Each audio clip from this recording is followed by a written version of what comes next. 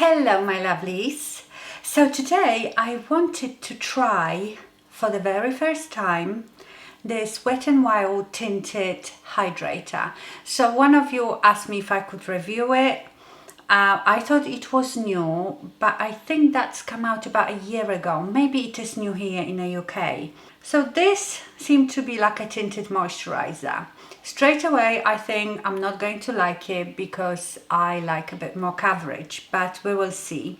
So what do they say about it? It has buildable coverage, so it's very lightweight and the coverage is supposed to be like sheer to light, which makes me say no, no, no.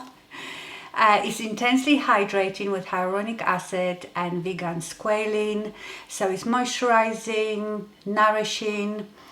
It has semi-matte finish apparently, and it's cruelty free. There is 10 shades. I bought mine on Amazon and there wasn't 10 shades on there, so it's not a big color range, but I suppose because it is not full coverage foundation, it will adjust to your skin. So I got two. I got light and light medium, and to be honest, the light looks darker than the light medium.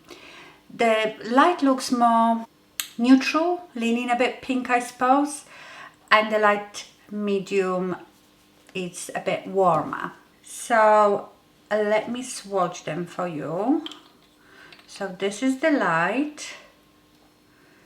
It is not that light, so can you even see it?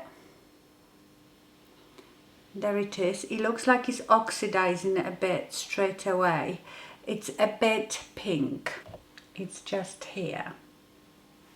And now let's do the light medium. So this is the light medium. Can you see how this one is getting a bit darker? It's definitely oxidizing. So I presume this one will as well. And this one is more on a pinky side, I would say. So I definitely prefer the light medium. I just wanted to, I've put too much here. So let's spread it a bit and see if it oxidizes when it dries. I am not sure about the tones of them. This one is looking quite pink, and that one actually doesn't look very warm. Maybe I mixed these two. We will. I also bought this little palette, the £5 palette in Camo-flount. I don't know, it just looked quite interesting. So I might apply that as well. I will swatch it later for you. So I'm going to mix both of them on the back of my hand. It's quite runny. And I think I actually do it with the sponge. I go with the sponge straight in and do just the half of my face.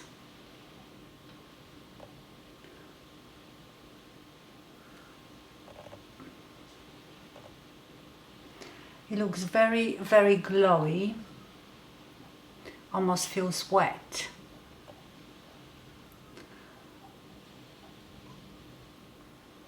Okay, so it definitely has evened out my skin tone. You can still see things, but it looks much, much more even and very natural, just looks like skin. But this is not enough coverage for me. If you just want something to even out your skin, this is nice. And if you set it with powder, I would set it with I would set it with the mineral powder foundation. That would give me a bit more coverage, and that would be quite nice. Yeah, it's really nice. Have a look a bit closer.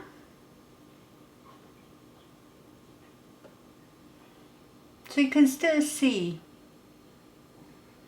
imperfections, but definitely more even than this side.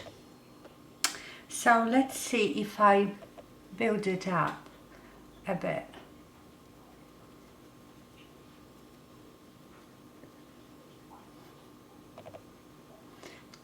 Definitely getting better coverage, so it is buildable.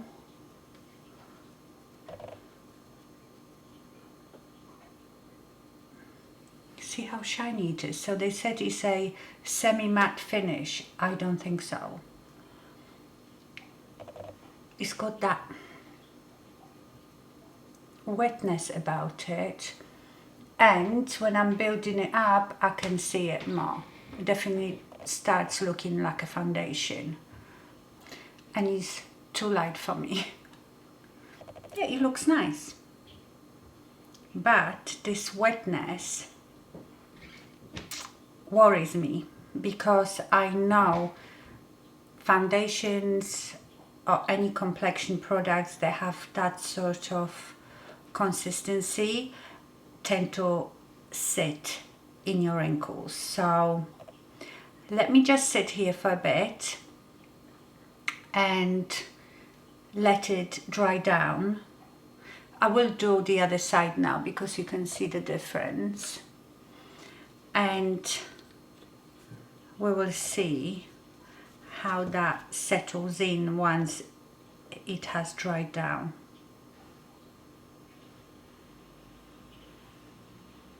I suppose you could apply it with a brush, but I don't know, it's a funny consistency.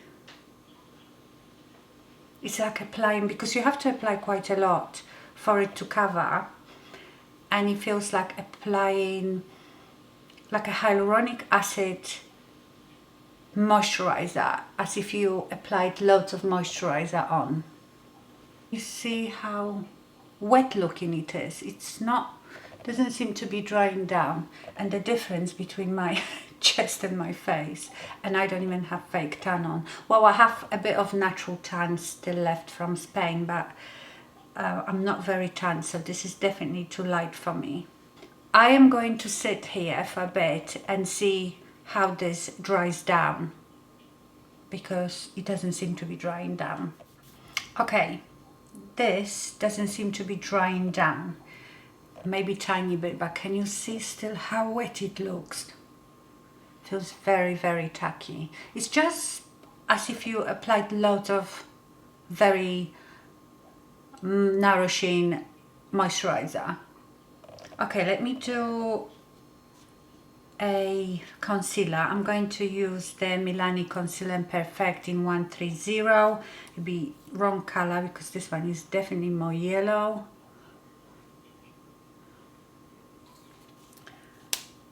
And then we will set it. That's ridiculous, totally different shade.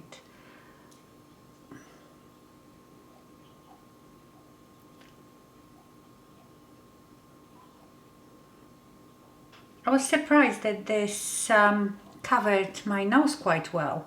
You know, my nose usually repels foundation, but it sat quite well on my nose. I'm going to set under my eyes with the Morphe Bacon Set in Brightening Pink.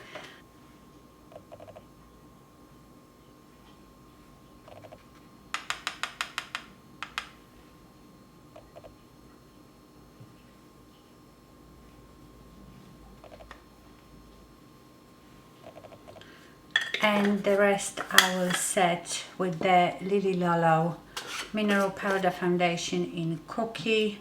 I set, oh my goodness, I set all my foundations with this.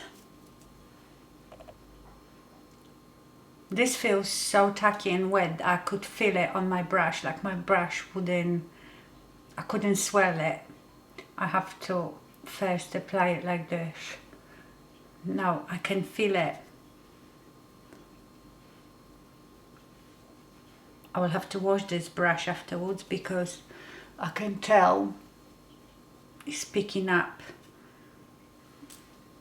the oil from this foundation. Okay, Okay, so this obviously gave me a tiny bit more coverage, toned down the shininess, and it looks very nice. Let me do my bronzer and blush and all that, and then we will have a look at it all together. Okay, so I did my bronzer, blush and my eyebrows, and this looks pretty.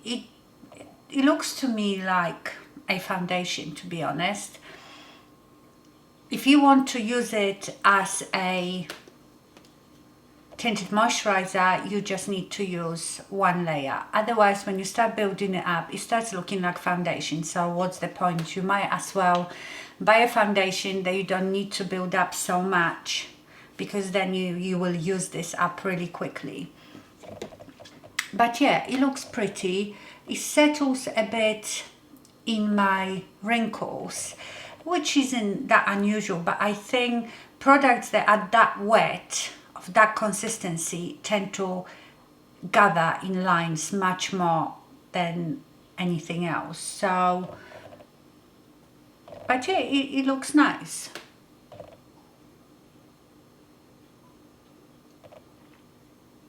Okay, let's try this eyeshadow palette.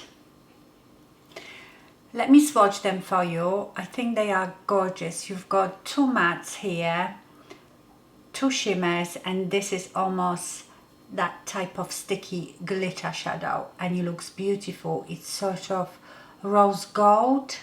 It's gorgeous. So let me swatch the mattes for you. So here is that lighter brown and the dark brown. The dark brown is quite cool. Obviously the lighter brown is warm. Then let me do the glitters. I mean the shimmers. Oh, they are really pretty. So this one is rose gold.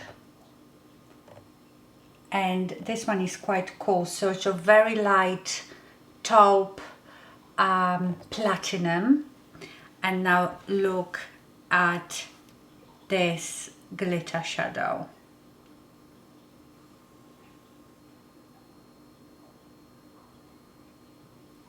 It's gorgeous.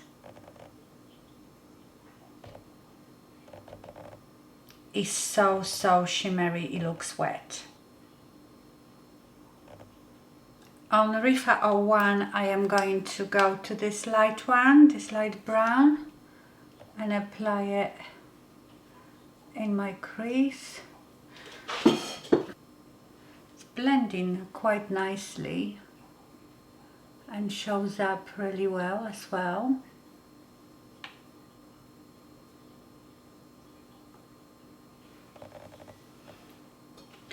Now with the Holo P66, I'm going to go to this dark brown and apply it on my outer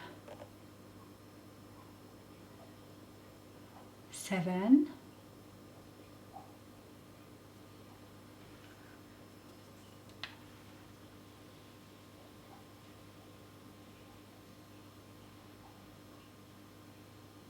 It's blending pretty well. Now I am going to use this platinum one. Let's see what's that like. Okay, so that one, you can build it up obviously, and if you wet the brush you probably get better payoff, but it's the type of eyeshadow, you know, like a topper one. It has sparkle in it, but it's not so opaque. But I can see that I can easily build it up, and this is, look, not a wet brush.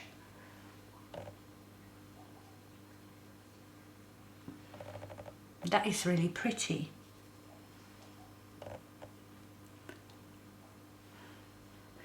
I get slight fallout, but not much.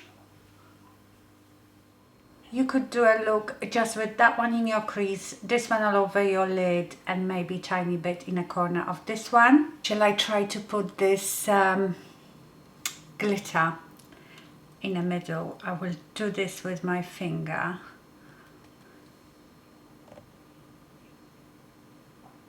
Oh wow.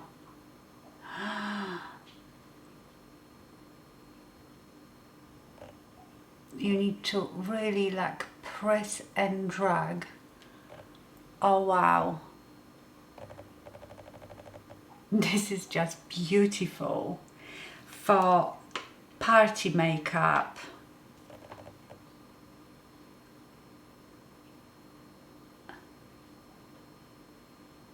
Get a bit of fallout, but I would expect more fallout with this eyeshadow. I'm going to drag it a bit to spread it a bit more. This is just beautiful, and it has so many different colors in it. It has rose gold, gold, pink almost. It's beautiful. Okay, on my bottom lash line I'm going to apply that light brown. I might actually wet my brush and go to this rose gold shimmer and go over the lower lash line with this as well, because I haven't tried this one. And then take the dark brown just on the outer lower lash line. And let's do mascara. So this is the finished look. That palette is gorgeous. It's so inexpensive that I would just buy it just for that glitter. But all of it is pretty good for the price. So really, really happy with this little palette. When it comes to this hydrator, it's not for me. It's still a bit tacky, which I hate because my hair gets stuck to it and then my hair goes all yellow from the foundation. I had to build it up to get the coverage I wanted. So it's for someone that doesn't like foundation, doesn't like a lot of coverage, just slightly evening out your skin, and for someone with very dry skin, because it is so moisturizing.